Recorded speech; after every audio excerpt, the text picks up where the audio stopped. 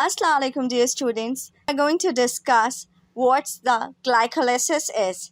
The biological organism requires energy to survive. Glycolysis is one of the pathways used to transform a sugar like glucose into biochemical energy in the form of ATP. In the cytosol of this cell, the glycolysis converts the glucose into pyruvate through a series of 10 enzymatic reactions, and this process produces ATP along with other products such as NADH, and that can be used later to produce even more ATP for the cell. Let's watch as these enzymes oxidize one glucose molecule into two pyruvate molecules. First, a kinase reaction adds a phosphate into a glucose to form a glucose 6-phosphate.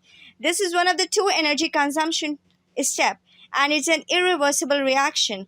Next, an isomerase reaction converts glucose 6-phosphate into fructose 6-phosphate by rearranging the covalent bond. Another kinase remove a phosphate group from the ATP and give it to a fructose 6-phosphate to form fructose 1,6-bisphosphate. This is the second energy consumption step, and it is also an irreversible reaction. In the fourth step of the glycolysis, a lyase reaction split the 6-carbon fructose 1,6-bisphosphate into two 3-carbon sugar, glyceraldehyde 3-phosphate and dihydroxyacetone phosphate. The dihydroxyacetone phosphate is rearranged by another isomerase to form a second glyceraldehyde 3-phosphate. At this point in the glycolysis, glucose has been metabolized into glyceraldehyde 3-phosphate and 2 ATPs have been consumed. And in the next 5 steps of glycolysis are the energy producing phases. In the sixth step, both glyceraldehyde 3-phosphate are oxidized to 1,3-bisphosphoglycerate by an enzyme known as the dehydrogenase, and this step produces 1 NADH for each oxidized glyceraldehyde 3-phosphate for a total of 2 NADHs. These NADHs are later used to produce more ATP for the cell.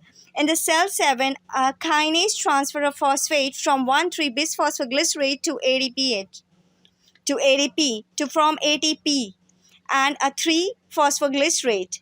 This step is reversible even though ATP is formed. The next step involves a mutase reaction that moves the phosphate on the third carbon of the 3-phosphoglycerate to the second carbon position to form 2-phosphoglycerate. In the step 9, a lyase reaction removes water from 2-phosphoglycerate to form phosphoenolpyruvate. In the final step of glycolysis, a kinase reaction removes the phosphate group from the phosphoenolpyruvate and donate it to the ATP to form the ATP and pyruvate. Like reaction 1 and 3, this step is also irreversible. At this point, 2 pyruvate molecules, 4 ATPs, and 2 NADHs are formed.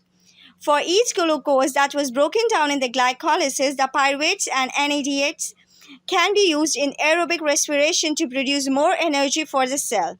Here we depict glycolysis as a closed process, but in cells, substrate produced by other reaction can enter the glycolysis at different points. For example, when an animal breaks down glycogen, glucose 6-phosphate is produced, and one can then enter the glycolysis pathway in the second step.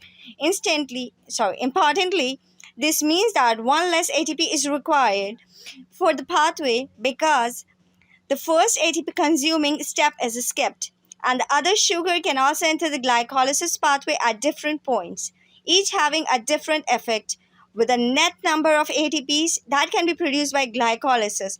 And these ATPs are important energy molecules that are required by many biochemical pathways and ultimately life itself.